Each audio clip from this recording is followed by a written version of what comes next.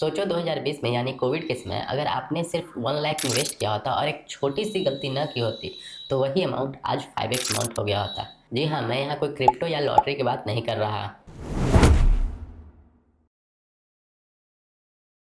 Hey guys, मैं हूं पवन और आप देख रहे हैं द फिन नेशन। इस चैनल पे हम शॉर्टकट नहीं, लॉन्ग टर्म वेल्थ यानी 5, 10, 15 साल की बात करते हैं। और आज इस वीडियो में हम बात करेंगे आईओसीएल यानी इंडियन ऑयल कॉर्पोरेशन की।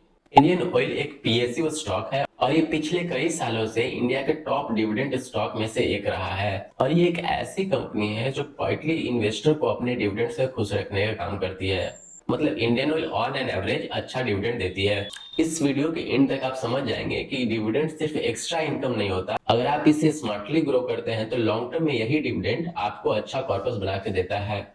इस वीडियो में हम बात करेंगे 2-3 चीजों की कि अगर आपने 2020 में 1 लाख इन्वेस्ट किया होता तो आज उसकी रियल वैल्यू क्या होती और अभी तक आपको इन 6 सालों में टोटल डिविडेंड कितना मिल गया होता।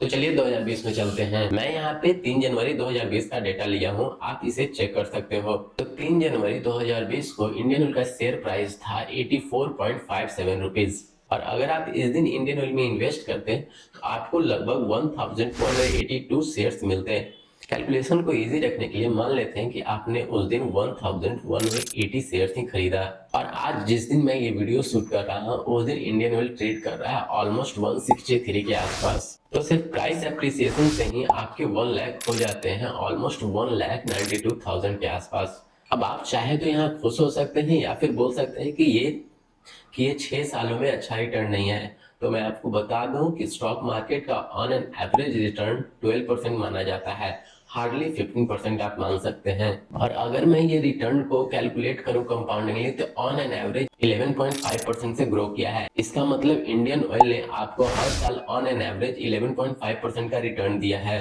तो चलिए अब बात करते हैं डिविडेंड की कि हर साल 2020 से 2025 तक आपको हर साल कितना डिविडेंड मिलता। 2020 में इंडियन ऑयल ने सिर्फ एक बार डिविडेंड दिया था, वो भी 23 मार्च 2020 को, जो 4 रुपए 25 पैसे पर शेयर का था। तो उस समय आपको टोटल डिविडेंड मिलता 5015 रुपीज का। और फिर 2021 आया जिसमें इंडियन ऑयल ने कमाल ही कर दिया। यहाँ पे इंडियन ऑयल ने एक नहीं, दो नहीं, तीन भी नहीं, 2021 में इंडियन ऑयल ने पूरे 4 बार डिविडेंड दिया है। टोटल आपको 2021 में डिविडेंड मिलता 20,060 रुपीज का। वहीं 2022 में आपको डिविडेंड मिलता 7,552 रुपीज का। 2023 में मिलता 9,440 रुपीज का। 2024 में आपको डिविडेंड मिलता 8,260 रुपीज और वहीं 2025 में आपको डिविडेंड मिलता 9,440 रुपीज का। तो 2020 से 2025 तक 6 सालों में इंडियन ऑयल ने टोटल डिविडेंड दिया 59,667 रुपीज का, जो अप्रॉक्स 60,000 का होता है।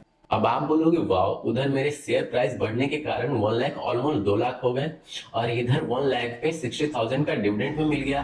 पर यहाँ एक ट्विस्ट है, आपका डिविडेंड और भी ज्यादा हो सकता है क्योंकि 13 जून 2022 को इंडियन ऑयल ने 1:2 का बोनस दिया था। Means for every 2 share you will get 1 bonus share.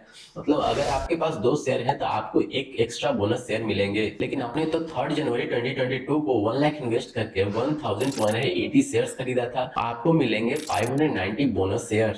तो अब आपके 1180 शेयर्स बन गए 1770 शेयर। ये बना 13 जून 2022 को बोनस शेयर देने के कारण।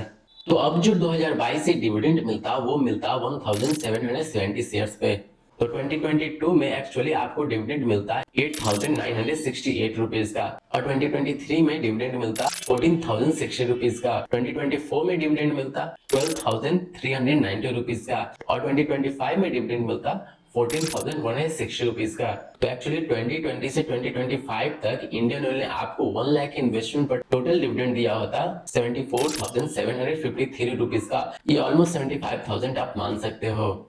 और यही फायदा होता है जब आप किसी स्टॉक को 5, 10 या 15 साल होल्ड करते हो तो आपको उस पर अच्छा डिविडेंड मिलता है। प्लस अगर कंपनी ने स्प्लिट या बोनस दिया है तो आपको उसका फायदा मिलता है।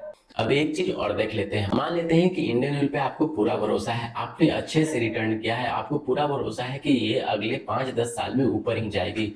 तो आप एक पावरफुल डिसीजन लेते हैं, आप सोचते हैं कि क्यों ना इस डिविडेंड को भी उसी में री इन्वेस्ट किया जाए 5 से 6 सालों तक। तो अब हम ये कैलकुलेट करके आपको बताएंगे कि अगर आपने डिविडेंड को भी री इन्वेस्ट किया होता इसी कंपनी में 5-6 सालों तक, तो आपका कॉर्पस कितना बड़ा होता। तो मैं इस वीडियो को ज्यादा कॉम्प्लेक्स न करते हुए मैं आपको डायरेक्ट यहाँ ये बताऊंगा कि हर साल आप डिविडेंड से कितने नए शेयर्स खरीद पाते। तो जो 2020 में 1500 का डिविडेंड मिला था, उससे करीब आप इंडियन ऑयल के 98 और नए शेयर्स खरीद पाते। वहीं 2021 में आप 252 नए शेयर्स खरीद पाते।